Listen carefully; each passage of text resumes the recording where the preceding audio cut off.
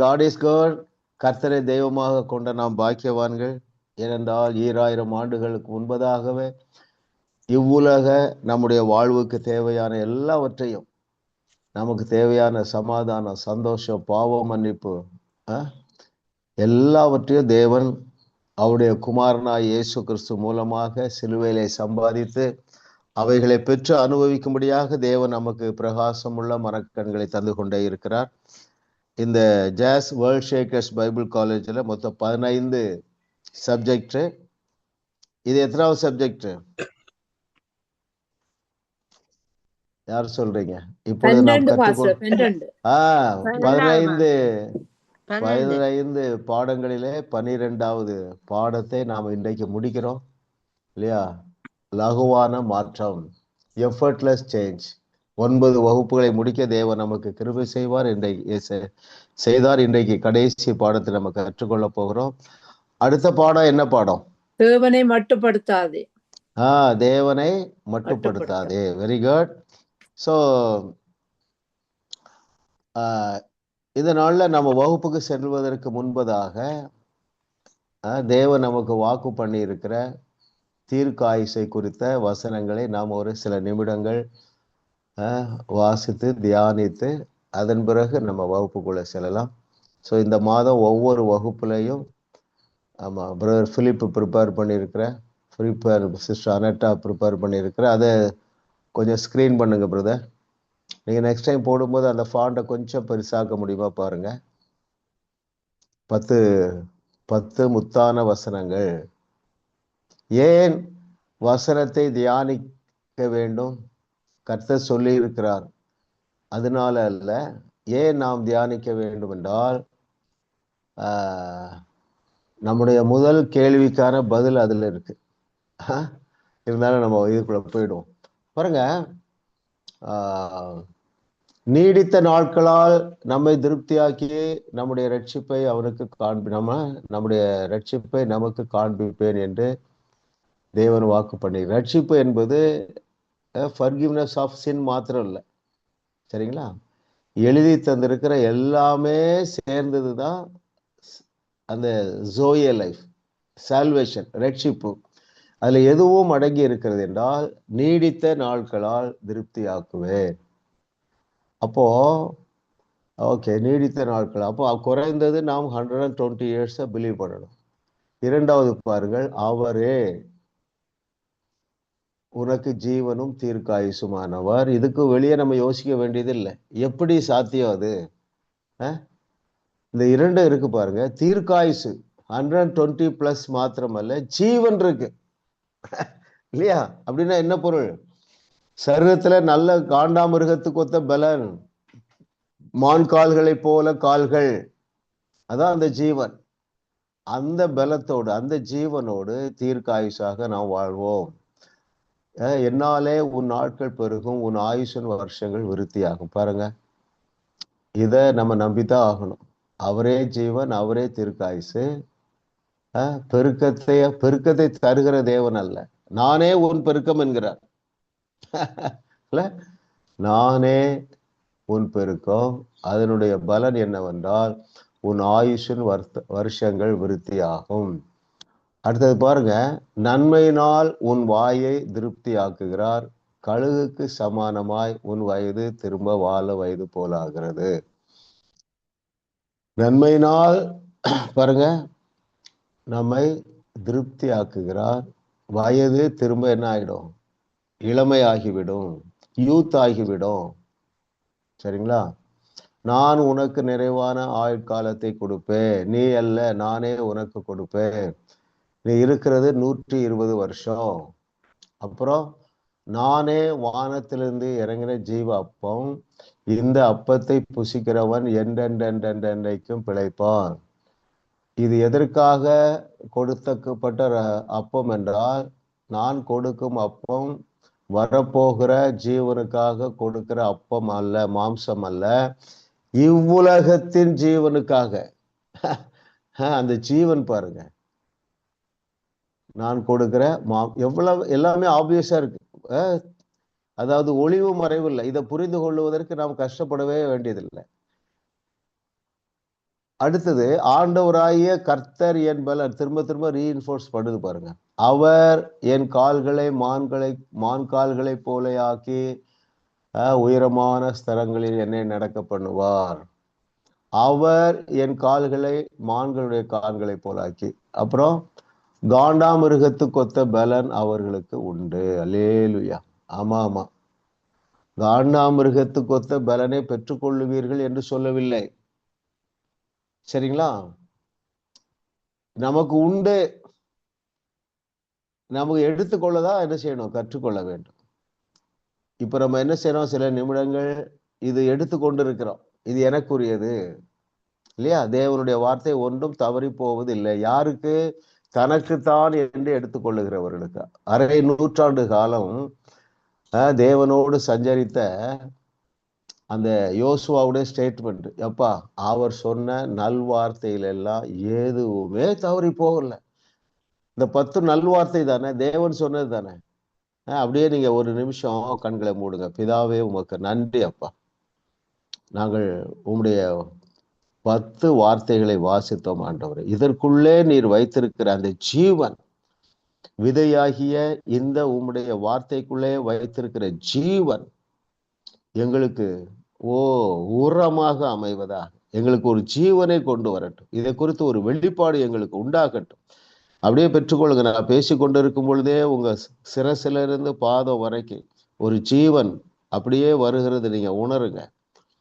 ஆமா, உங்க தலையில ஆரோன் சிரசில ஊற்றப்பட்ட அந்த தைலத்தை போல உங்க மேல நான் தேவனுடைய வார்த்தையை ஊற்றிக்கொண்டே இருக்கிறேன். அப்படியே பெற்றுக்கொள்ளுங்க. உங்க சிரசில அந்த வல்லமை இறங்குகிறது, அந்த ஜீவன் இறங்குகிறது. உங்க சரீரம் முழுவதும் நாடி நரம்பு எலும்பு தசைகள் பிளட்டுக்குள்ள அந்த ஜீவன் இப்பொழுதே பாய்ந்து செல்லுகிறது. அப்படியே இமேஜின் பண்ணுங்க, பெற்றுக்கொள்ளுங்க. அப்படியே பெற்றுக்கொள்ளுகிறோம். இந்த வார்த்தையை நமக்கென்று எடுத்துக்கொள்ளுகிறோம். Yes, in the name of Jesus. எல்லா நாமத்திற்கு மேலான இயேசு என்கிற நாமத்தினால இந்த 10 ஆசீர்வாதங்களும் இந்த சரீரங்களுக்குள்ள அப்படியே போய்கொண்டே இருப்பதற்காக நன்றி நன்றி நன்றி நன்றி நன்றி நன்றி நன்றி. நாடி நரம்பெல்லாம் இந்த ஜீவன் இப்பொழுதே பாய்ந்து பரவி எழுதியிருக்கிறபடி ஒவ்வொருவருடைய சரீரமும் கழுகுக்கு ஒப்பாக திரும்ப வாழ வயதாக மாறுகிறதற்காக நன்றி. பலவீனங்கள் நீங்குகின்றன, வீக்கங்கள் மறைகின்றன, பழுதான உறுப்புகள் இப்பொழுது சுகமடைகின்றன. அந்த ஜீவனை நான் ரிலீஸ் பண்றேன். In the name of Jesus, I release God's life, Zoe life into everybody, those who hear me. என்னுடைய வார்த்தையை கேட்கிற ஒவ்வொரு சரீரத்திற்குள்ளேயும் இந்த ஜீவன் பாய்ந்து சென்றதற்காக நன்றி. சுகம் உண்டானதுக்காக நன்றி. ஆரோக்கியம் உண்டானதற்காக நன்றி. சமாதானம் குதூகலம் உண்டானதற்காக நன்றி. இயேசு நாமத்தில் பிதாவே, ஆமென் ஆமென் ஆமென். எஸ் பிரதர், நம்ம இப்படி நேரடியாக வகுப்புக்கு செல்லுகிறோம். பிரதர் பிலிப், நீங்க ஒரு முறை இதை எனக்கு அனுப்பிடுங்க. இந்த 10 வசனங்களை எனக்கு பர்சனலா அனுப்பி விட்டுருங்க. ஓகே, அதை குறித்து நம்ம ஏதாவது ஒன்று செய்யலாம். இன்றைக்கு யாரு கொஸ்டின் வாசிக்கிறாங்க? Sister Grace. Right sister Grace, படிக்கலாம் நீங்க. 19வது அதிகாரம் நமக்கு கடைசி பாடம். எஸ் சிஸ்டர், கடைசி வகுப்பு. வார்த்தை மாமிசமானார் என்பதன் பொருள் என்ன? எஸ் கிறிஸ்டியன் ஜபன். இயேசுவே மனிதர்களுக்கு எங்களுக்குள்ள வாசம் பண்ணுவது. Very good. பாருங்கள், வார்த்தை மாம்சமானார் என்பதின் பொருள் என்ன? Invisible God became visible in Jesus. இல்ல, இதை நீங்க புரிந்து கொண்டு எப்படி எழுதியிருந்தாலும் நீங்க மார்க் போட்டுக்கலாம். வார்த்தை மாம்சமானார் என்பதின் பொருள் காணக்கூடாத தேவன் காணக்கூடிய இயேசுவாக அல்லது மனித அவதாரம் எடுத்து வந்தார். இன்கார்னேஷன் இல்லையா?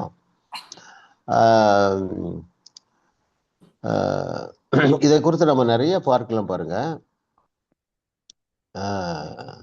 இதற்கும் நீங்கள் இப்படி சொல்லலாம். எதற்கு? பாருங்க, எழுதியிருக்குது 1 பேதுரு 2:24 அவருடைய தழும்புகளால் குணமானோம். இது உங்க வாழ்க்கையிலே நிறைவேறும் பொழுது அந்த வார்த்தை மாம்சமாகிறது. ஆமா, அநேக வார்த்தைகள் நம்முடைய வாழ்க்கையிலே மாம்சமாகி விட்டது இந்த வகுப்புகள் மூலமாக. அதாவது அது பயன்பாட்டிற்கு வந்து விட்டது இல்லையா? இயேசு சொன்னார் பாருங்க, என்னுடைய சமாதானத்தையே வைக்கிறேன் என்று சொன்னார். இந்த வார்த்தை நமக்கு எல்லாருக்குமே மாம்சம் ஆயிற்று. முன்னால் இருந்ததை போல நம்ம என்ன செய்யல, துக்கத்தோடு இல்லை, பயத்தோடு இல்லை, சந்தேகத்தோடு இல்லை. ஏன்? என்னுடைய சமாதானத்தையே வைத்து விட்டு போகிறேன் என்ற வார்த்தை நமக்கு மாம்சமாகிவிட்டது. அப்போ அது வரைக்கும் நாம இந்த வார்த்தை நமக்கு மாம்சமாகவில்லை. எனவே பயத்தோடு வாழ்ந்தோம், கவலையோடு வாழ்ந்தோம், துக்கத்தோடு வாழ்ந்தோம்.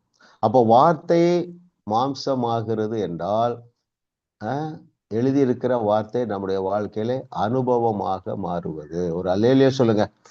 கர்த்தர் நல்லவர் பாருங்க. அப்போ வார்த்தை மாம்சமாகவில்லை என்றால் அந்த வார்த்தையினாலே பயன் இல்லை இல்லையா? துக்கங்களை சுமந்தார். அந்த வார்த்தை நம்முடைய வாழ்க்கையிலே மாம்சமானதுனாலதான் அருமையானவர்களே அநேக துக்க முகங்கள் எல்லாம் மாறிவிட்டன இல்லையா? ஒருவேளை பரிபூர்ணமாக நடக்காம இருக்கலாம், ஆனால் நிறைய பேர் எல்லாருக்குமே நடந்து விட்டன. எல்லாரும் ஆமே சொல்லுங்க. என் துக்கம் சந்தோஷமாக மாறிவிட்டது. சொல்லுங்க, என் துக்கம் சந்தோஷமாக மாறிவிட்டது. ஏனென்றால் வார்த்தை மாம்சமாயிற்று. ஆமென். Yes sister.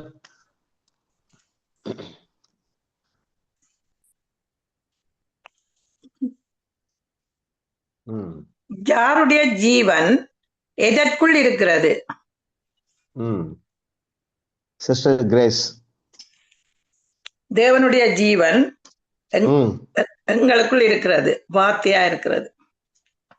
இன்னும் கொஞ்சம் சரியா சொல்லுங்க, கரெக்டா சொல்லுங்க, விளக்க வேண்டாம். யாருடைய ஜீவன்கிறதுக்கு பதில் சொல்லிட்டீங்க. எதற்குள் இருக்கிறது? எங்களுக்குள்ள இருக்கிறது. வேற யாரு சொல்றீங்க?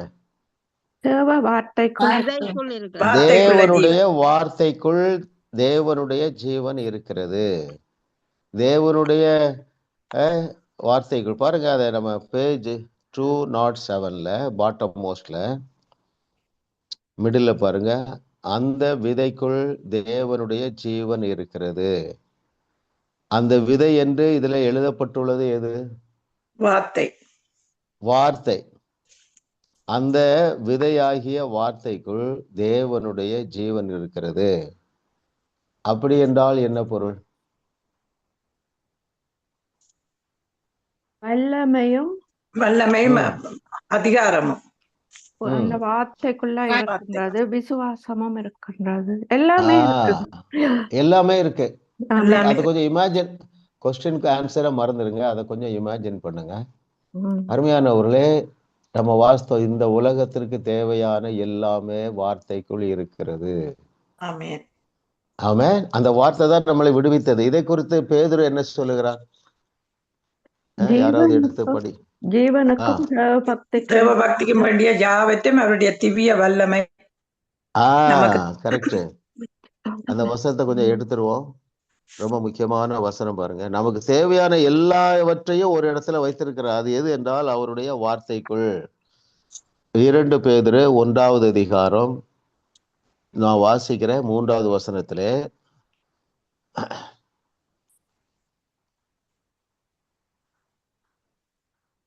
2-3 வாசனம். தேவனையும் நம்முடைய கர்த்தராகிய இயேசுவையும் அறிகிற அறிவினால் உங்களுக்கு கிருபையும் சமாதானமும் பெருக கடவுது.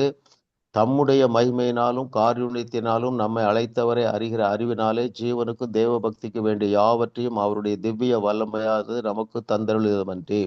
அப்போ அந்த அறிவு எதுலதான் இருக்கு? அவரை அறிகிற அறிவு வார்த்தைக்குள்ளதான் இருக்கு. இதை குறித்து இயேசு ஒரு இடத்துல சொல்றாரு பாருங்க. யோவான் 6வது அதிகாரத்துல இயேசுவே இதை பற்றி சொல்லுகிறார். John's Gospel chapter 6 verse 53 நான் வாசிக்கிறேன். யோவான் 6:53 இயேசு அவர்களை நோக்கி, நீங்கள் மனுஷகுமாரனுடைய மாம்சத்தை புசியாமலும் அவருடைய இரத்தத்தை பானம் பண்ணாமலும் இருந்தால் உங்களுக்குள்ளே ஜீவன் இல்லை என்று மெய்யாகவே மெய்யாகவே உங்களுக்கு சொல்லுகிறேன். நான் இதை இப்படி வாசிக்கிறேன் பாருங்க. வார்த்தையாகிய மனுஷகுமாரனுடைய மாம்சத்தை நாம் புசிக்கிறதுனாலும் அவருடைய இரத்தத்தை பானம் பண்ணுகிறதுனாலும் நமக்குள்ளே ஜீவன் இருக்கிறது என்று இயேசு கிறிஸ்து மெய்யாகவே மெய்யாகவே சொல்லுகிறார். இல்லையா? வார்த்தையாக வந்த இயேசு கிறிஸ்துவுடைய மாம்சத்தையும் இரத்தத்தையும் நாம் புசிக்கிறதுனாலே அருமையானவர்களே தேவனுடைய ஜீவன் மெய்யாகவே மெய்யாகவே இல்ல. அப்போ தேவனுடைய ஒவ்வொரு வார்த்தையிலும் தேவனுடைய ஜீவன் இருக்கிறது. இயேசு கிறிஸ்துடைய ரத்தத்திலும் மாம்சத்திலும் தேவனுடைய ஜீவன் இருக்கு. அப்போ நீங்க கம்யூனியன் எடுக்கும்போது இது இமேஜின் பண்ணணும். இதுக்குள்ள தேவனுடைய ஜீவன், காட்ஸ் லைஃப், தேவனுடைய வாழ்க்கையை என்னாலே வாழ முடியும். ஏனென்றால் நான் அவருடைய வார்த்தையை தியானிக்கிறேன், ஏனென்றால் நான் அவருடைய மாம்சத்தை புசிக்கிறேன், ஏனென்றால் நான் அவருடைய ரத்தத்தை பானம் பண்ணுகிறேன். அந்த சென்ஸோட நம்ம என்ன செய்யணும்? படிக்கும்போது சரி, கம்யூனியன் எடுக்கும்போது அருமையானவர்களே அதுக்குள்ள ஜீவன் இருக்கு. அந்த ஜீவன்னா என்னன்னா உங்களுக்கு தேவையான எல்லாமே இருக்கு. உங்க பிள்ளையுடைய சால்வேஷனுக்கு தேவையான எல்லாம் இருக்கு. நீங்க உட்கொண்டால் போதும். எதோடு? இந்த சென்ஸோட, இல்லையா? ஆமா, அந்த வெளிச்சம் வரணும் இல்ல? எந்த வெளிச்சம்? கர்த்தராகிய இயேசு கிறிஸ்துவை நான் விசுவாசிக்கிறேன், எனவே என் வீட்டார் அனைவரும் ரட்சிக்கப்படுவார்கள். அந்த வார்த்தை மாம்சமாக வேண்டும். ஆமா, யாருடைய ரட்சிப்புக்கெல்லாம் நீங்க ஜெபம் பண்ணீங்களோ அந்த வார்த்தையை எடுத்து தியானிங்க. இப்படி சொல்லி இருக்குது, வசனம் அப்படி சொல்லுது, நான் ரட்சிக்கப்பட்டேன், எனவே எங்க வீட்டுல எல்லாரும் ரட்சிக்கப்படாம இருக்கவே முடியாது, இல்லையா? ஆமா ஆமா, அவங்க தலையில படம் இருந்தா அவங்க தலையில கை வச்சு பேசுங்க, நான் ரட்சிக்கப்பட்டேன், எனவே என்னுடைய கிராண்ட்சன் ரவி ரட்சிக்கப்படுகிறான் என்று நீங்க இமேஜின் பண்ணுங்க. உங்க கூட வந்து பைபிள் ஸ்டடிக்கு உட்கார்ற மாதிரி இமேஜின் பண்ணுங்க, உங்க கூட சர்ச்சுக்கு வர்ற மாதிரி இமேஜின் பண்ணுங்க, உங்களை ரெஸ்பெக்ட் பண்ற மாதிரி இமேஜின் பண்ணுங்க. That is meditation, that is also meditation இல்ல?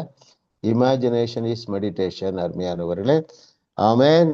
அப்போ தேவனுடைய ஜீவன் தேவனுடைய வார்த்தைக்குள்ள இருக்கிறது. நம்முடைய தீர்க்காயுசை குறித்து 10 வசனங்களை நம்ம வாசித்தோமே, அந்த வார்த்தையை மாம்சமாக்கக்கூடிய ஜீவன், நீடித்த நாட்களால் திருப்தி ஆக்குவேன், நானே பலன், நானே தீர்க்காயுசு, இவையெல்லாம் நமக்கு மாம்சமாகி விட்டது என்றால், அதாவது நம்முடைய அறிவு ஏற்றுக்கொண்டால், இப்படி எடுத்துக்கொள்வோம், மாம்சமாவது என்றால் அந்த வார்த்தை நாம் ஏற்றுக்கொள்ளும் பொழுது, நம்ம அநேக வார்த்தைகளை நீங்க ஏற்றுக்கொண்டிருங்க, அதனாலதான் நீங்க இதுல இன்ட்ரெஸ்டா வர்றீங்க, மாற்றம் வந்து இருக்கு. ஏன்? அந்த வார்த்தை மாம்சம் ஆயிற்று. அதாவது உங்க மைண்ட் அக்செப்ட் பண்ணிட்டு, ஆமா எனக்கு தான் இதுல சொல்லி இருக்கிறார், இல்லையா? அப்ப அந்த 10 வசனங்களை தியானிங்க. உங்கள் பலவீனங்களை தேடியும் காணாதிருப்பீர்கள். உங்கள் குடும்பத்திலே ரட்சிக்கப்படாதவர்கள் ஒருவரும் இருக்க மாட்டார்கள். ஆமேன்னு சொல்லுங்க. ஆமா ஆமா, நீ யார் யாருக்கெல்லாம் ஜெபம் பண்ணீங்களோ இனிமே நீங்க என்ன செய்யணும்? அவர்களுக்காக ஜெபம் பண்ணக்கூடாது, அவர்கள் ரட்சிக்கப்பட்டது போல என்ன செய்யுங்க? தேவனுக்கு நன்றி சொல்லுங்க. கர்த்தர் நல்லவர், அவர் கிருபை என்றும் உள்ளது. ரட்சிக்க கூடாதபடி தேவனுடைய கரம் குறுகி போகவில்லை, குறுகி போகவே இல்லை. அருமையானவர்களே, அதுதான் அவருடைய பிரைமரி பர்பஸ். நம்ம மைண்ட்ல என்ன இருக்கு? இவன் எப்படி ரட்சிக்கப்பட முடியும்? ரொம்ப எக்ஸ்ட்ரீமா ஒஸ்டா இருக்கிறான்.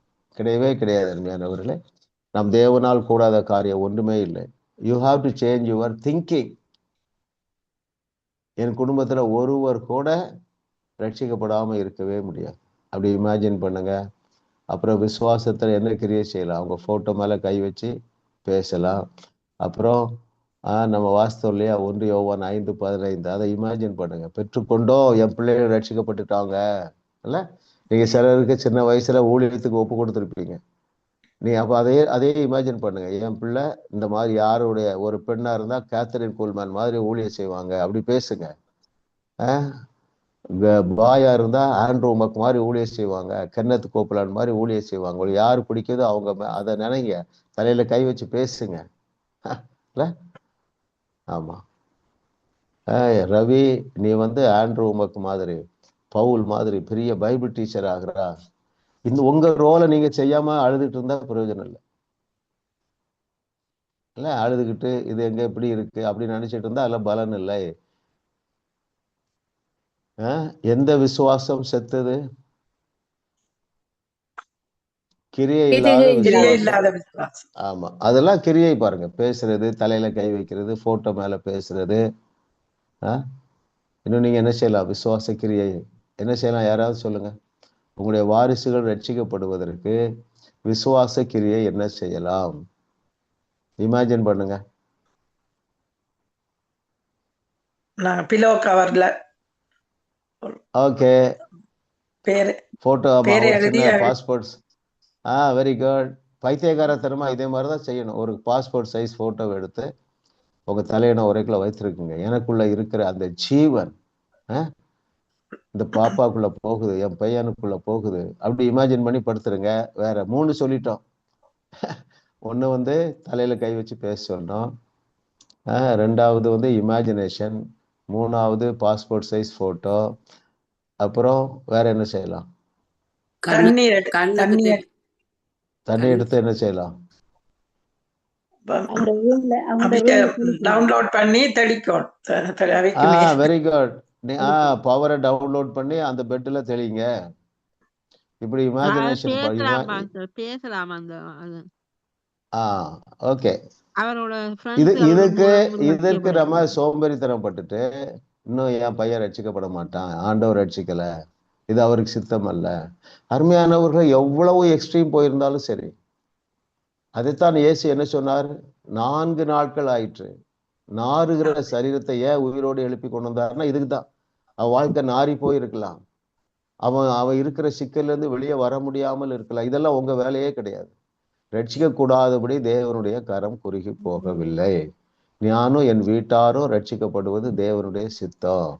நானும் அப்படித்தான் இருந்தேன், தேவனை அறியாம இருந்தேன், என்னையே ரட்சித்து கொண்டு வந்தார். என்னுடைய குறைகளின் மத்தியிலும் அந்த ரட்சிப்பை நான் இழக்கவில்லை. என்னுடைய சந்ததி இல்ல ஒருவரும் இந்த அனுபவத்திற்குள்ளே, ஆசீர்வாதத்திற்குள்ளே வராமல் இருக்க மாட்டார்கள் என்று பேசுங்க, கிரியை செய்யுங்க. கர்த்தர் நிச்சயமாக இப்படி பிலீவ் பண்ணுங்க. இந்த வருஷத்துக்குள்ள நீ யார் யாருக்கெல்லாம் ரட்சிக்கப்பட வேண்டும் என்று ஜெபித்தீர்களோ உங்க குடும்பத்துல எல்லாரும் ரட்சிக்கப்படுவார்கள் என்று கர்த்தர் சொல்லுகிறார்.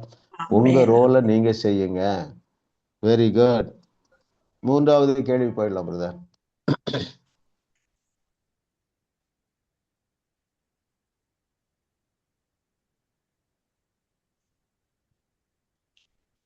புயலை பார்த்து ஏன் இயேசு கிறிஸ்து பதஷ்டமோ அல்லது பயமோ படவில்லை?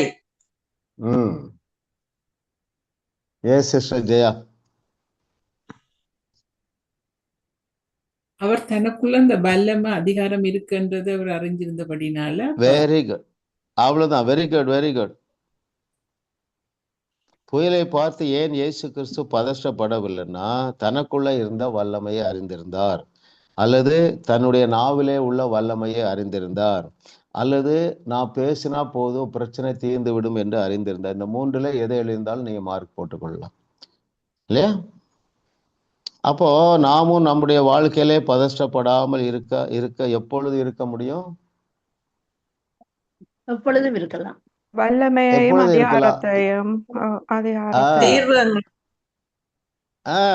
அறிந்திருக்கும் போது ஆழமா இன்னும் பஞ்சுவல்ல சொல்லனா, நானே தீர்வு என்பதை அறிந்தால் பதஷ்டம் இல்லாமல். ஆமா, சொல்லுங்க. நானே தீர்வு.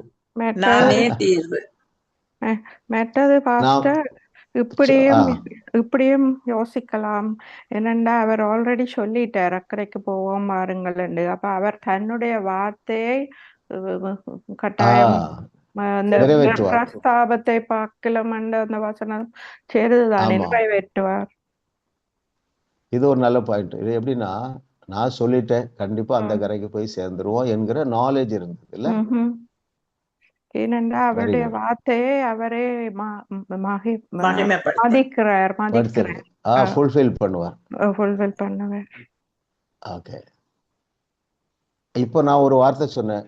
நீ யாருக்கெல்லாம் உங்க குடும்பத்துல யாருடைய ரட்சிப்புக்கெல்லாம் ஜெபம் பண்ணணும், நம்ம எல்லாரும் ஜெபம் பண்ணீர்களோ அவர்கள் எல்லாரும் இந்த வருஷ முடிவுக்குள்ள ரட்சிக்கப்பட்டு விடுவார்கள் என்று நான் சொன்னேன். இப்போ ஒரு துன்மார்க்கமான செய்தி வருது உங்களுடைய ஃபேமிலியில யாரோ, நான் இவருக்காக ஜெபம் பண்ணிட்டேன், ஆனா ஒரு பெரிய பாவம் பண்ணிட்டாரு, அக்கிரமம் பண்ணிட்டாரு. அப்பவும் இந்த வார்த்தை உங்களுக்கு மாம்சமாக வேண்டும் என்றால், அல்லது இந்த நிஜத்தை அறிந்திருப்பீர்கள் என்றால் நீங்க பதஷ்டப்பட மாட்டீங்க. எந்த நிஜத்தை? பாஸ்டர் அவர் சொன்னாங்க பாருங்க, ஜீசஸ் என்ன சொன்னாரு? நான் சொல்லிட்டப்பா, அந்த வரைக்கும் போவோம் வாருங்கன்னு சொல்லிட்டேன். அது கண்டிப்பா நிறைவேறும் என்கிற நாலேஜ் இருந்தது. அதே போல நம்ம எல்லாரும் ஒருமனப்பட்டு சொல்லிட்டோம், இந்த வருஷ முடிவுக்குள்ளாக என்னுடைய உறவினர், கணவனோ பிள்ளையோ, சன்னில்லாவோ டாக்டர்லாவோ ரட்சிக்கப்படுவார்கள் என்று சொல்லியாச்சுன்னா, நாங்கள் சொன்னதான் நிறைவேறும் என்பதை நீங்கள் ஏற்றுக்கொள்ளுவீர்கள் என்றால் பதஷ்டப்பட மாட்டீங்க, இயேசுவை போல நிம்மதியா தூங்குவீங்க. பாருங்க,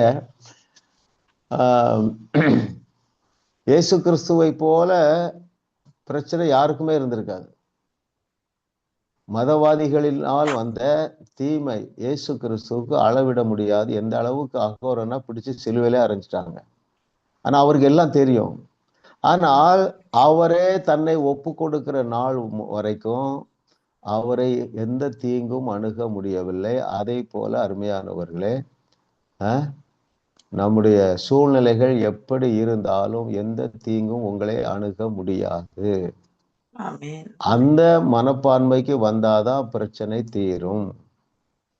இந்த பிரச்சனை இருக்குதே, அந்த பிரச்சனை இருக்குதே, இவைகள் ஒன்றும் உங்களை சேதப்படுத்தாது, அணுகாது. எந்த வசனம் அணுகாதுன்னு சொல்லுது? உன் பக்கத்தில் 1000 பேரும் வலதுபுறத்தில் 10,000 பேரும் விழுந்தாலும் தீங்கு எங்களை அணுகாது. அணுகாது.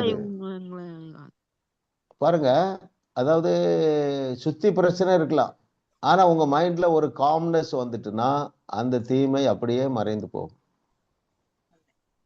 சரிங்களா? ஒரு எண்ணம் வருது, ஒரு பயம் வருது, இது இப்படியா ஆயிடுமோ, இந்த பிரச்சனை பெருசாயிருமோங்கிற எண்ணம் வரும் பொழுது எதை சரி செய்தால் போதும்? எண்ணத்தை, மனச, உங்க திங்கிங்க சரி பண்ணா போதும். எப்படி சரி பண்ணா? நான் இப்ப சொன்ன பாருங்க, ஒருவேளை உங்க பையன் ஒரு கிரிமினலா இருக்கான்னு இமேஜின் பண்ண. உங்க ஃபேமிலியில யாராவது கிரிமினலா இருக்காங்க. பிசாசு என்ன எண்ணத்தை கொடுக்குறான்? இவன் ஏதாவது தப்பு பண்ணி ஜெயிலுக்குள்ள போயிடுவானோ அப்படிங்கிற எண்ணம் வரும் பொழுது உங்கள் மனதை மாற்ற வேண்டியதுதான் உங்க பொறுப்பு.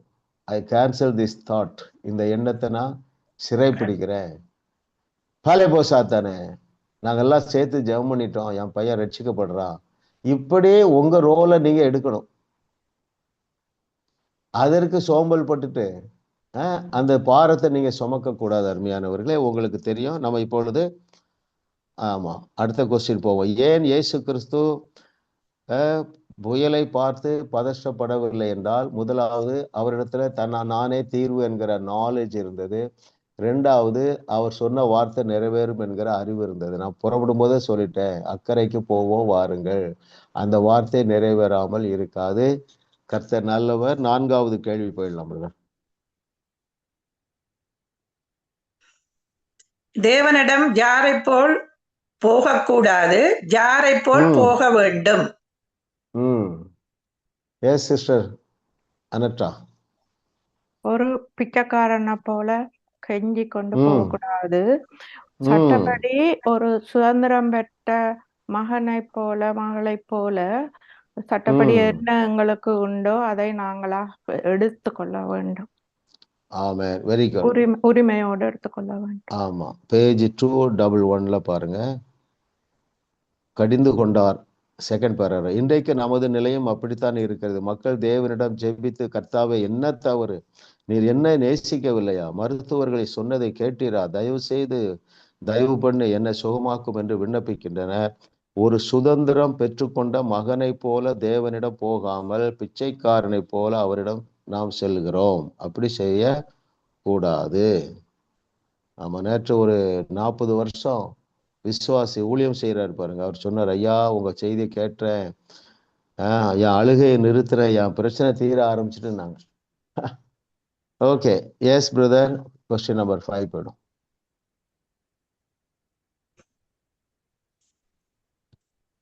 புயலை அடக்க வேண்டிய பொறுப்பை ஏற்கனவே யாருக்கு கொடுத்திருந்தார்?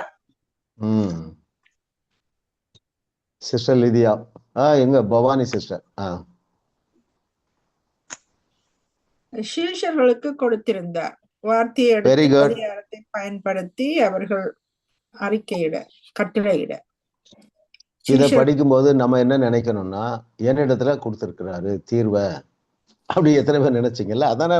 அதுதானே படிக்கிறோம். கரெக்டா சொன்னீங்க பாருங்க.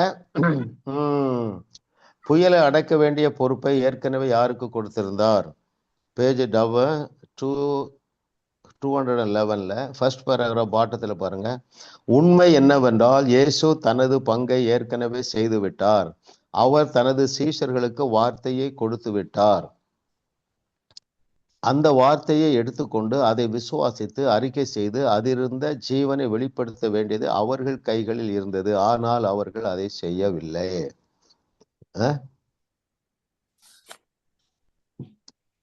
நாம் சந்திக்கிற சவால்கள்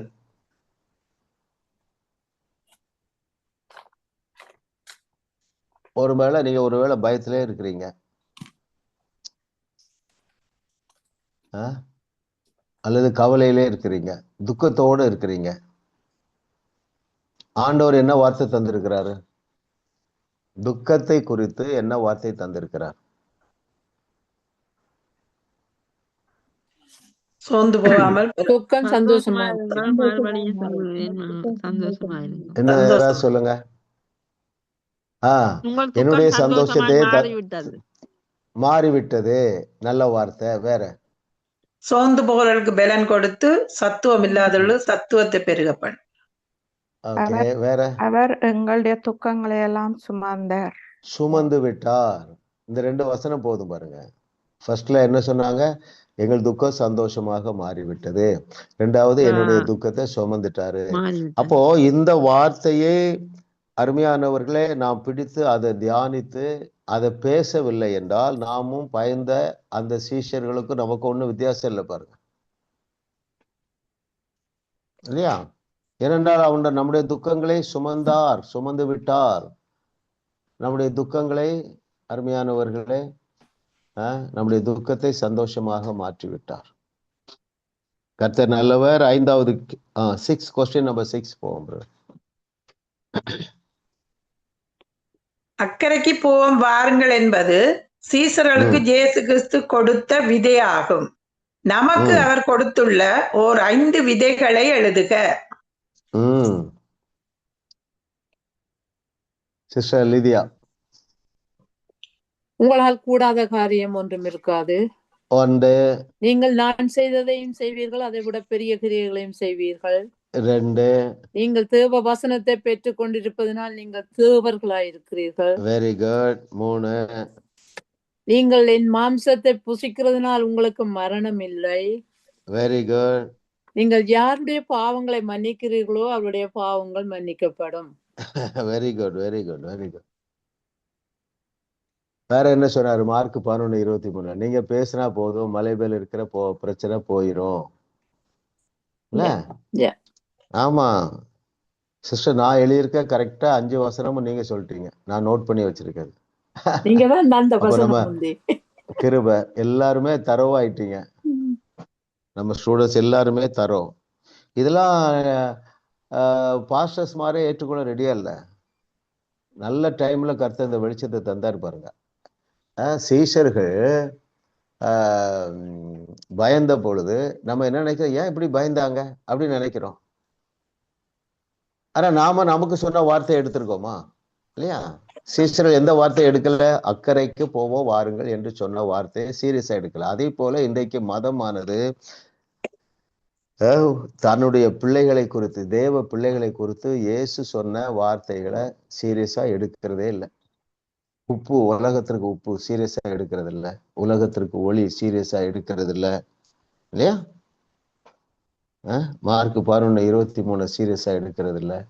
அப்ப நம்ம யாரையுமே குறை சொல்வதற்கு நமக்கு உரிமை கிடையாது.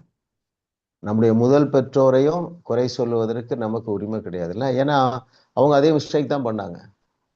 நான் உங்களுக்கு ஆளுகையை தந்திருக்கிறேன், என்னுடைய சாயலை தந்திருக்கிறேன், என்னுடைய ரூபத்தை தந்திருக்கிறேன். ஆனால் அவர்கள் அதை ஏற்றுக்கொள்ளாதது போல நாம இருக்கக்கூடாது. சரிங்களா? ஆமா. நெகமியால ஒரு நல்ல புக், நல்ல ஒரு வாசனை, எழுந்து கட்டுவோம் வாருங்கள் என்று சொன்ன பொழுது எல்லாரும் தங்களுடைய தோள்களைய கரங்களை கொடுத்தார்கள்.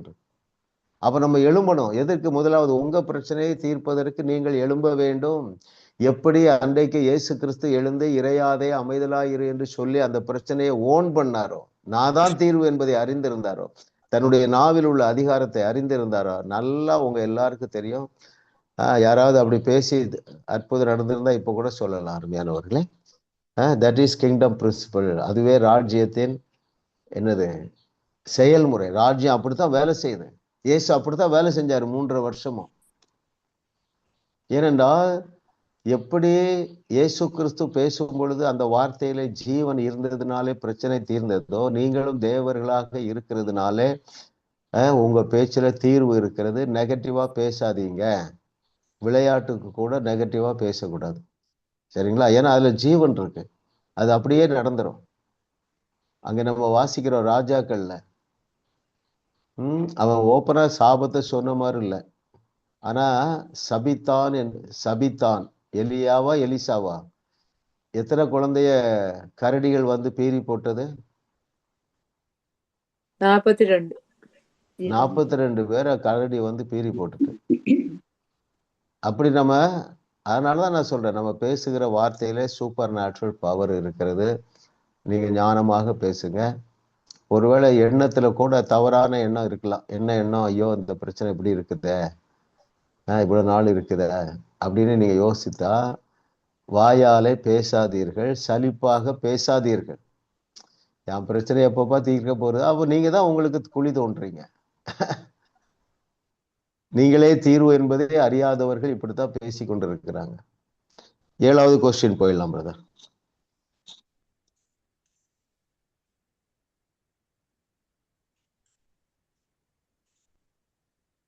எதை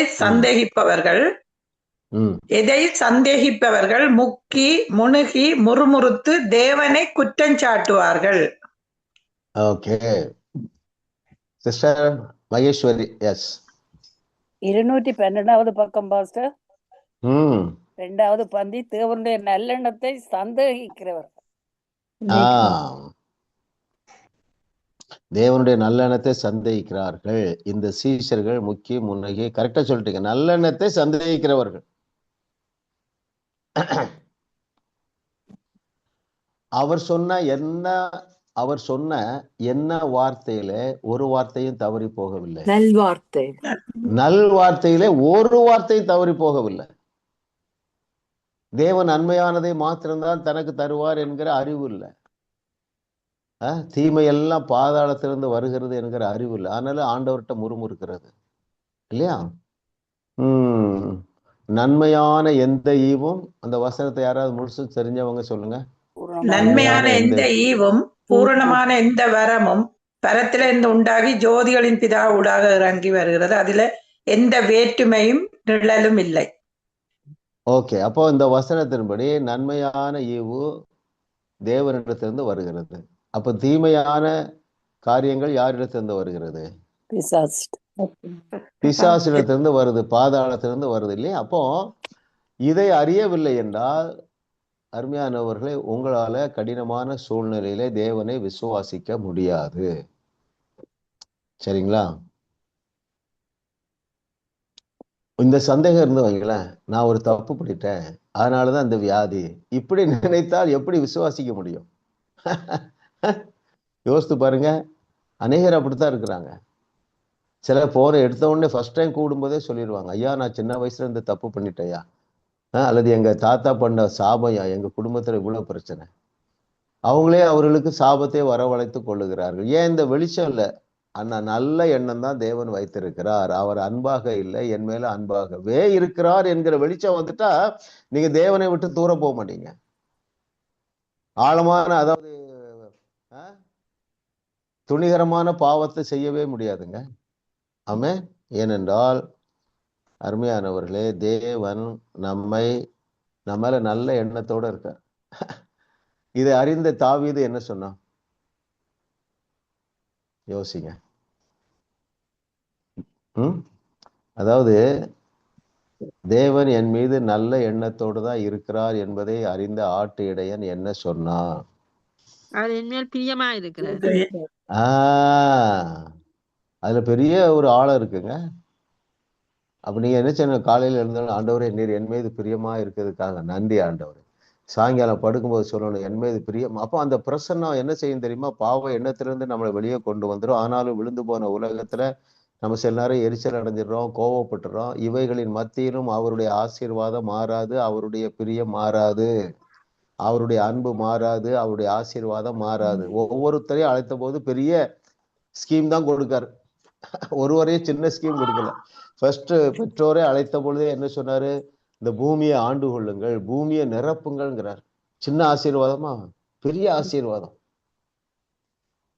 அதற்கு தடை என்னன்னா, அவர் இந்த திட்டத்தை நிறைவேற்றுவதற்கு என்னோடு கூட இருக்கிறார் என்பது மாத்திரமல்ல, அவர் என் மேல் பிரியமாய் இருக்கிறார். பாருங்க, உலகத்துல 800 கோடி பேர் இருக்காங்க.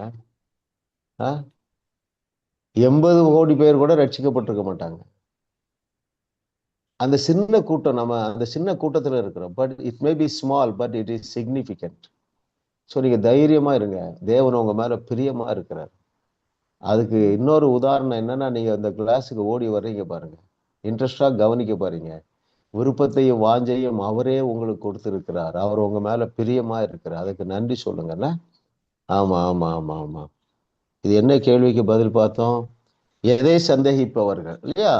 தேவனுடைய, அதாவது தேவன் என் மேல நல்லா தான் நினைவா இருக்காரு, என் மேல பிரியமா இருக்கிறார் என்பதை அறியாதவர்கள், அல்லது அதை சந்தேகிக்கிறவர்கள் இந்த சீஷர்களை போல முக்கி முனகி முறுமுறுத்து தேவனையே குற்றம் சாட்டுவாங்க, அல்லது பிசாச குற்றம் சாட்டுவாங்க, அல்லது சூழ்நிலையை குற்றம் சாட்டுவாங்க, அல்லது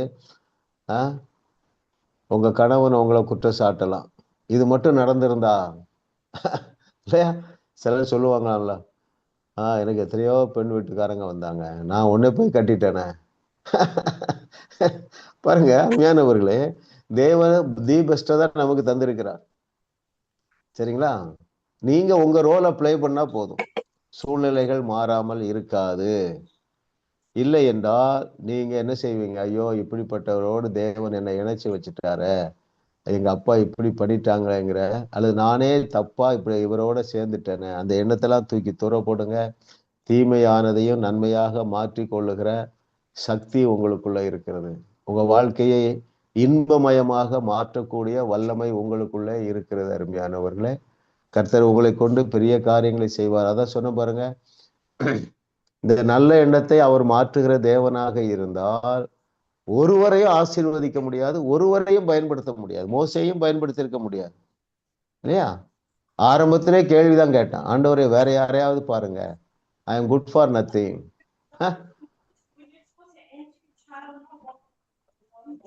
ஓகே, கொஸ்டின் நம்பர் 8 போய்டும்.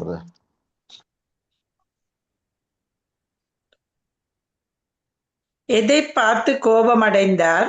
எதை பார்த்து கோபம் அடைந்தார்? எதை பார்த்து ஏமாற்றம் அடைந்தார்? சிஸ்டர் பாமாம்.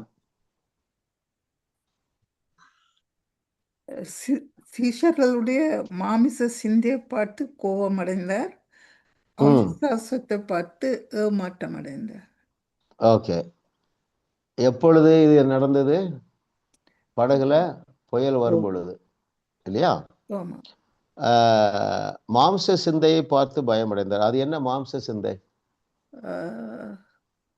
தாங்களாகவே புயலை அடக்க வேண்டும் என்று நினைத்தார்கள். Super super sister, very good. Okay, இந்த மாம்ச சிந்தையை குறித்து யாராவது 1-2 தெரிஞ்சதை சொல்லுங்க. மாம்ச சிந்தை என்றால் என்ன? ஐம்புலன்களின்படி நடக்கிறது. வெரி குட், ஐம்புலன்களின்படி சிந்திப்பது. ஓகே, வேற? மாமிசம் பலவீனம், ஆவியை உயிர்ப்பிக்கும். ஓகே, பிராக்டிக்கலா திங்க் பண்ணுங்க. மாம்ச சிந்தை என்றால் என்ன? பயம், அந்த இதுகள் எல்லாம் பயம், அவிசுவாசம், பதட்டம், தூக்கம், சூப்பர் விசுவாசம். நேச்சுரலா இல்லாம சிந்திக்கிறது மாம்ச சிந்தை. Super very good. நேச்சுரலா வழி இருக்குது இல்லாம ஓகே. சிந்திக்காம very good. பாருங்க, அதாவது மாம்ச சிந்தை என்றால் பிராக்டிக்கலா திங்க் பண்றது. இப்ப நான் வந்து பெரிய பெரிய வார்த்தைலாம் சொல்றேன். என்ன வார்த்தை சொல்றேன்? நீங்க நினைக்கிறீங்க என்னுடைய இந்த சன்னால ரட்சிக்கப்படவே முடியாது. அது வந்து மாம்ச சிந்தை. ஏன்னா நீங்க பிராக்டிக்கலா திங்க் பண்றீங்க. பட் ஆவியின் சிந்தை அது வந்து சூப்பர் நேச்சுரல் சிந்தை. இயேசு கிறிஸ்து கூலா அதுலதான் ஆப்ரேட் பண்ணாரு. அந்த அளவுக்கு நம்ம எழும்ப வேண்டும், எழும்ப முடியும். எல்லாவற்றுக்கும் தீர்வு, அதாவது ஒரு பிரச்சனை என்று வந்தால் ஆண்டவருடைய தீர்வு அற்புத தீர்வு தான். ஒரு நீடு என்று வந்தால் அவருடைய சொல்யூஷன் சூப்பர் நேச்சுரல் சொல்யூஷன் தான். ஒரு கிரைசிஸ் என்று வந்தால் அவருடைய சொல்யூஷன் சூப்பர் நேச்சுரல் சொல்யூஷன் தான். பாருங்க, வேதம் எங்கும் தேடி வாசிங்க, ஜெனசிஸ் டு ரெவலேஷன். இதை யார் யாரெல்லாம் அறிந்திருந்தார்களோ அவர்கள் ஆவியின் சிந்தையிலே நடந்தார்கள். ஆவி என்றால் இப்படி பல விளக்கம் சொல்ல பாருங்க. தேவனுடைய வார்த்தை ஆவியாயும் ஜீவனாயும் இருக்கிறது. இவன் பாருங்க, யோசுவா, அவன் வந்து ஆவியின் சிந்தையில இருக்கிறான். ஆவியாகிய வசனம் என்ன சொல்லுகிறது? நீ பேசுனா பிரச்சனை தீந்துரும், உன்னோட நாவல சூப்பர் நேச்சுரல் பவர் இருக்குன்னு சொல்றார். அப்போ அவன் வந்து பிராக்டிக்கலா திங்க் பண்ணியிருந்தா அந்த லைட்டு ஒரு பகல் முழுவதும் வெளிச்சம் கொடுத்துதான். பொழுது அடைந்து விட்டது, இரவு நெருங்குகிற நேரம். இவன் பேசுறான் சூரியனை பார்த்து. என்ன பேசுறான்? சூரியனை இங்கே நில், சந்திரனை இங்கே நில் என்று பேசுகிறான். அப்போ என்ன நடந்தது? அது அங்கே நின்றது. ஏனென்றால் அந்த வசனம் அவனுக்கு தெரிஞ்சது. நான் பேசினா சூப்பர் நேச்சுரல் பவர் போகும் இல்லையா? அதுதான் மாம்ச சிந்தைக்கு எதிர்மறையான சிந்தை. ரொம்ப சிம்பிளா சொல்லணும்னா அனட்டா சிஸ்டர் சொன்ன மாதிரி பிராக்டிக்கல் தீர்வை சிந்திப்பது மாம்ச சிந்தை. சூப்பர் நேச்சுரலா திங்க் பண்ணுவது என்ன சிந்தை?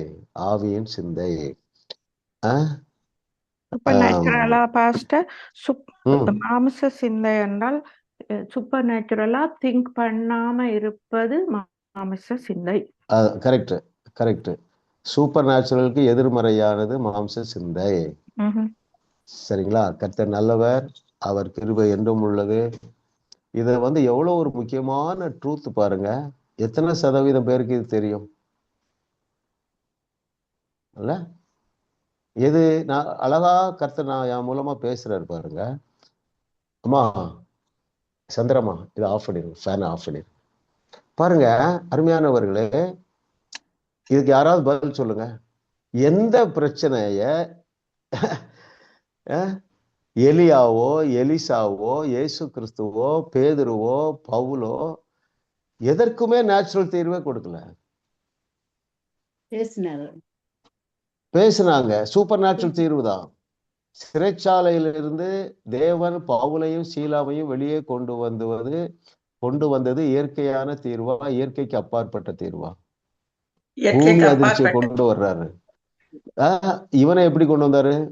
பேதுருவ சங்கிலி தானாகவே கீழே விழுது, சிறைச்சாலை கதை. அப்போ இது எல்லாமே சூப்பர் நேச்சுரல் பாருங்க. அதே போல அருமையானவர்களே, உங்களுடைய பிள்ளைகளுடைய ரட்சிப்பு சூப்பர் நேச்சுரலா நடக்கும் என்று விசுவாசிங்க. அது சாத்தியம். Very good. Okay, question number 9 போயிடலாம் பிரதர். எந்த மூன்றும் தேவனுக்கு விரோதமான குற்றமாகும்? அடுத்தது யாரு? கிரேஸ் சிஸ்டரா இல்ல கிரேஸ் சொல்லிட்டாங்களா? நான் சொல்லிட்டேன் பாஸ்டர். ஓகே, கீழே இருக்கவங்க யாராவது சொல்லுங்க. மர்சி, மாலதி. தேவனே உமது ஆவியை ஊற்றும், தேவனே எங்கள் நாட்டின் மேல் இரக்கம் வையும், எங்களை தயவாய் நியாயம் தீர்ப்பு செய்யாதிரும் என்று வேண்டுவது தேவனுக்கு விரோதமான குற்றமாகும். கரெக்டா பிடிச்சிட்டீங்க இல்ல? ஏன் இது தேவனுக்கு விரோதமான குற்றமாகும்?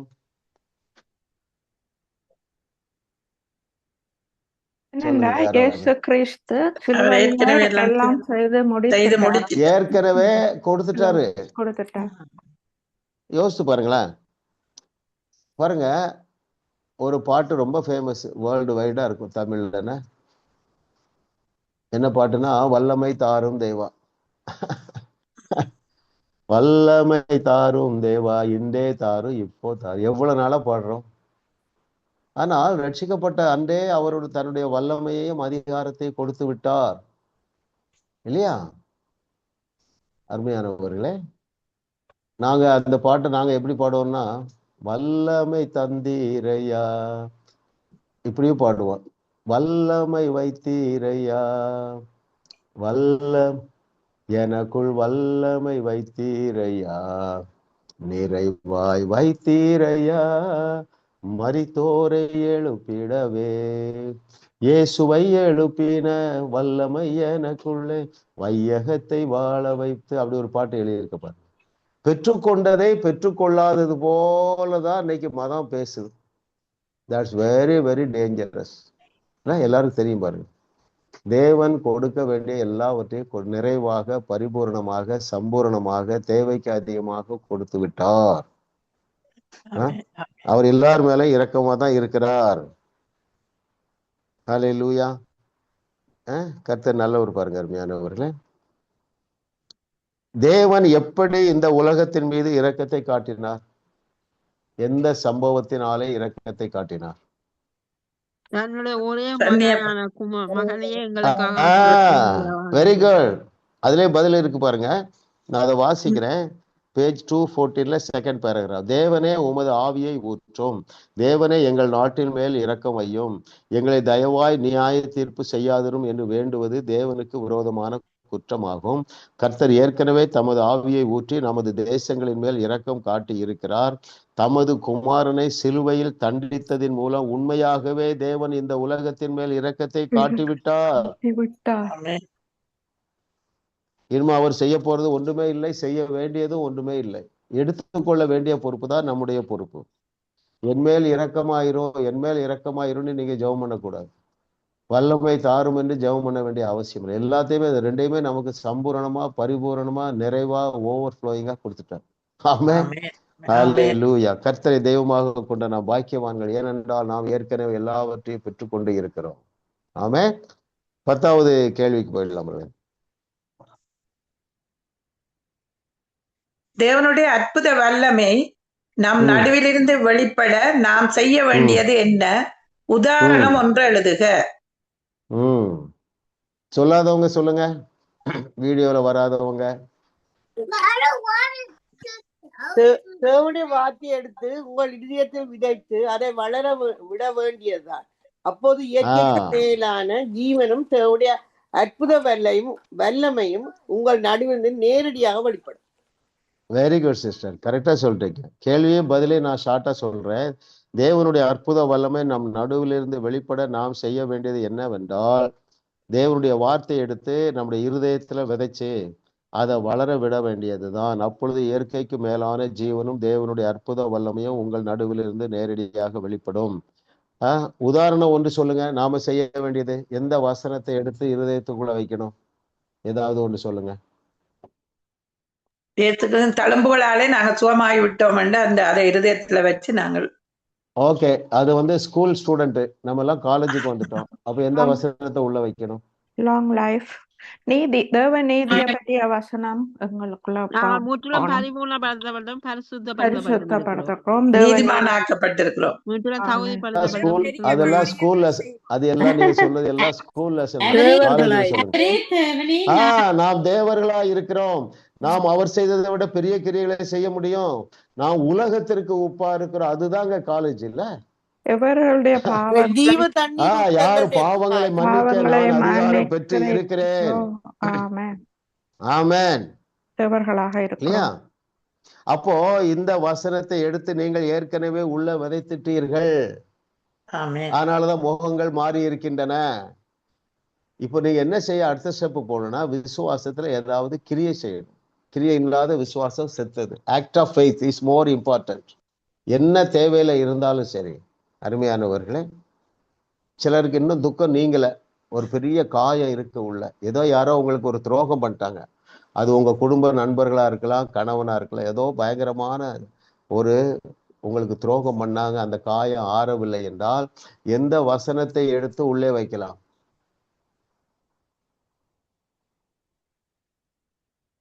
பாவங்களை மன்னிக்கிறது, மற்றவருடைய பாவங்களை மன்னிக்கிறது. அதாவது இப்படியே எடுத்துக்கிடுவோமே, உங்க உறவினர் ரொம்ப சொந்தக்காரங்க, உங்க பேங்க்ல இருந்த $1 மில்லியன் எடுத்துட்டாங்க அல்லது வாங்கிட்டாங்க, திரும்ப தரல, ஏமாத்திட்டாங்க, உங்களுக்கு பயங்கரமான காயம் உண்டாயிற்று. இந்த காயத்தை ஆற்றுவதற்கு எந்த வசனத்தை எடுத்து, அதாவது இருதயத்துல உள்ள காயத்தை போக்குவதற்கு எந்த வசனத்தை உள்ளே வைத்து தியானிக்க வேண்டும்? கர்த்தர் என்மேல் ஏசாயா 61 இருதயத்தையும் இப்படி சொல்லலாமா? டைரக்டா நான் சொல்றேன் பாருங்க. உங்களுக்குள்ள ஒரு துக்கம் இருக்கு, உங்களுக்குள்ள ஓகே, உங்களுக்குள்ள ஒரு துக்கம் இருக்கு, அதை தாங்க முடியல. அந்த துக்கம், அந்த பாரத்தை நீக்குவதற்கு இயேசு கிறிஸ்து சொன்னார் இல்லையா, என்னுடைய சமாதானத்தையே வைக்கிறேன், அதை தியானிங்க. அப்புறம் என்னுடைய சந்தோஷத்தையே நான் உங்களுக்கு கொடுக்குறேன், அது எப்படியானது? நிலையானது, நிறைவானது. இந்த வசனங்களை நீங்க தியானிச்சு கொண்டே இருங்க, அந்த காயம் ஆறிடும், சோர்வு நீங்கிரும். ஆன்டிடோட் இல்லையா? எல்லாவற்றுக்கும் தேவ வசனம் நமக்கு போதுமானதா இருக்குது பாருங்க. ஆமே. தேவனுடைய அந்த வார்த்தை எடுத்து உங்கள் இருதயத்திலே விதைத்து அதை வளர விட வேண்டியதுதான். அப்பொழுது இயற்கைக்கும் மேலான ஜீவனும் தேவனுடைய அற்புத வல்லமையும் உங்கள் நடுவில் இருந்து நேரடியா உங்களுக்குள்ள ஒரு சமாதானம் வந்துடும். அந்த புண்ணு ஆறிடும், அந்த காயம் ஆறிடும். உடனே என்ன நடக்கும் தெரியுமா? 2 நடக்கும். முதலாவது, நீங்கள் விசுவாசத்திலே பெருகுவீர்கள், இழந்த எல்லாவற்றையும் ரெட்டிப்பாக பெற்றுக்கொள்வீர்கள். வேற வழியில நீங்க ட்ரை பண்ணாதீங்க. இப்படி ஆயிட்டே, இப்படி எனக்கு துரோகம் பண்ணிட்டாங்களே, என் கணவன் எனக்கு இப்படி துரோகம் பண்ணிட்டாளே, என் மனைவி இப்படி துரோகம் பண்ணிட்டாளே, அப்படி நீங்க காயத்தோடு வாழ வேண்டிய அவசியம் இல்லை. கர்த்தர் நல்லவர், நான் அப்படியே உங்க மேல பவர் ரிலீஸ் பண்றேன், பெற்றுக்கொள்ளுங்கள். தேவனுடைய வார்த்தையில் உள்ள வல்லமை உங்களை வந்து அடையும். இப்பொழுது பிதாவே, நாங்கள் உமக்கு நன்றி சொல்லுகிறோம். இந்த முக்கியமான பாடம், லகுவான மாற்றம் என்கிற பாடத்தை முடிப்பதற்கு தேவரீர் எங்களுக்கு பாராட்டின கிருபை பெரியது. எல்லாருடைய கையிலையும் இந்த புஸ்தகத்தை கொண்டு வந்தது உம்முடைய கிருபை. அதை நாங்கள் கிரமமாக படிக்க வைத்தது உம்முடைய கிருபை. இப்படி நாங்கள் இந்த ஜூம் மீட்டிங் மூலமாக இந்த சத்தியத்தை டிஸ்கஸ் பண்ணி எங்களுடைய இருதயத்தில் ஆழமாக உம்முடைய வார்த்தையை விதைக்க செய்தது உம்முடைய கிருபை ஆண்டவரே. அந்த கிருபைக்காக உமக்கு நன்றி சொல்லுகிறோம். இந்த கிருபையோடு கூட உம்முடைய பிள்ளைகளுக்கு நீர் வைத்திருக்கிற மேலான நன்மைகளை இவர்கள் சுதந்தரிக்கத்தக்கதாக, அந்த மேலான நன்மையாகிய தேவ ரகமான சமாதானத்தை அனுபவிக்கத்தக்கதாக, தேவ ரகமான சந்தோஷத்தை அனுபவிக்கத்தக்கதாக, தேவ ரகமான ஆரோக்கியத்தை அனுபவிக்கத்தக்கதாக, தேவ ரகமான ஆபிரகாமுடைய ஐஸ்வர்யத்தை அனுபவிக்கத்தக்கதாக, தேவ ரகமான குடும்ப உறவை, குடும்ப ஐக்கியத்தை அனுபவிக்கத்தக்கதாக இவர்களுக்கு தேவையான ஒரு பிரகாசம் உள்ள மனக்கண்களை நீர் கட்டளையிடுகிறார். நான் அதை ரிலீஸ் பண்றேன். நான் கட்டவிழ்ப்பதை நீர் கட்டவிழ்க்கிறீர் என்ற வார்த்தையின்படி இவர்கள் அதை பெற்றுக்கொள்ளுகிறார்கள். உம்முடைய எழுதப்பட்டிருக்கிற இந்த வார்த்தை இவர்களுக்கு மாம்சமாக மாறுகிறது. நிறைவாக பெற்றுக்கொள்ளுகிறார்கள். தைரியமாக, குதூகலமாக, ஆரோக்கியத்தோடு, ஐஸ்வர்யத்தோடு, செழிப்பாக வாழுகிறார்கள். நாங்கள் உம்முடைய வார்த்தையை நாங்கள் டிக்ளேர் பண்றோம். மனிதன் 120 ஆண்டுகள் வாழுவான், அதற்கு தேவையான ஜீவனையும் தீர்க்காயுசையுமாக, ஜீவனாக தீர்க்காயுசாக நீர் எங்களுக்குள்ள இருக்கிறதற்காக உமக்கு நன்றி, நன்றி, நன்றி. இயேசு நாமத்தில் பிதாவே, ஆமென், ஆமென், ஆமென், ஆமென். Pastor, thank you. Yes, brother Philip.